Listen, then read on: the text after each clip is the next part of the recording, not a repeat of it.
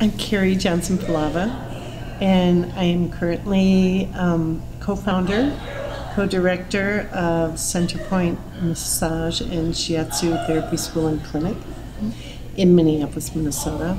And my background is shiatsu. It's not massage. And I learned shiatsu in 1983 in Santa Monica, California, with my teacher, Dr. Kaneko.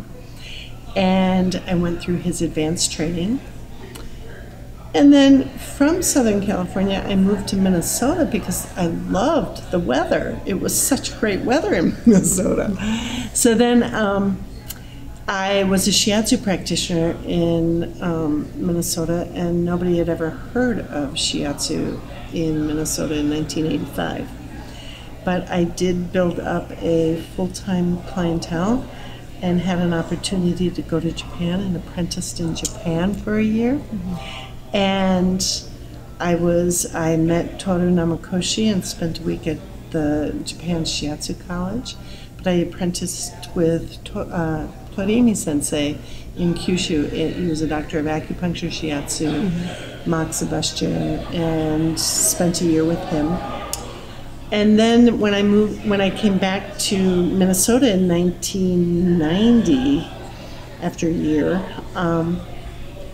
my practice grew to be full-time within a few weeks, and I had a year waiting list within a few months for people to get in to see me.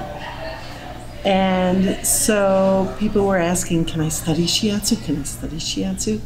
So in 1991, I met Carl Dubitsky, who, through the AMTA actually, and the AOBTA, the American Organization of Bodywork Therapies from Asia, and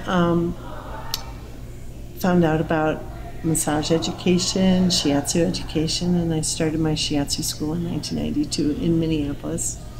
And it grew, and in 1999 to 2000, Jackson Petersburg, who was the owner of Northern Lights School of Massage Therapy, an AMTA school, he and I were in the same building, our schools, and we started talking, and we merged our schools.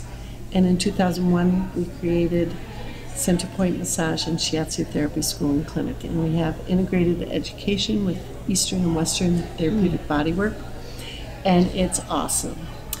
And actually, Jackson really introduced me to the AMTA, and I started to go to the AMTA conferences. And when the Alliance for Massage Therapy Education formed in 2009 or 2010, I think, I went to the very first conference, and I've been coming to every conference since. And 2 years ago was the first educational congress in Minneapolis, which was outstanding.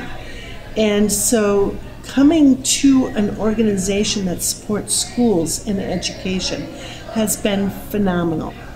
I was kind of a little whiner about not enough Asian bodywork being represented, and they said, well, have AOBTA show up. And now AOBTA comes to the educational congresses.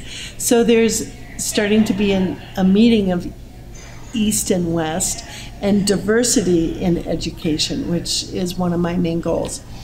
And whenever, being at this conference in 2017, there's some legislative issues in Minnesota, and I wasn't going to come to this one. But I decided that I needed to network with my community, get support from other school owners, the professional organizations, and really have those one-on-one discussions. And to me, that is what is so valuable about the Educational Congress, is that there's so much peer support, there's so much professional support, and along with all the fun that you have. So my purpose really was for the networking, and today was the first day, and so much has happened in conversation, and it's pretty phenomenal. So, so I love being here, and I love everything I learn, and that they ask us for our opinions, and that we have, like today's forum, we actually got to vision and really see what the future of massage education can be and what our needs and wants are for the profession. And it's conversations like this that will help the future of bodywork in the United States.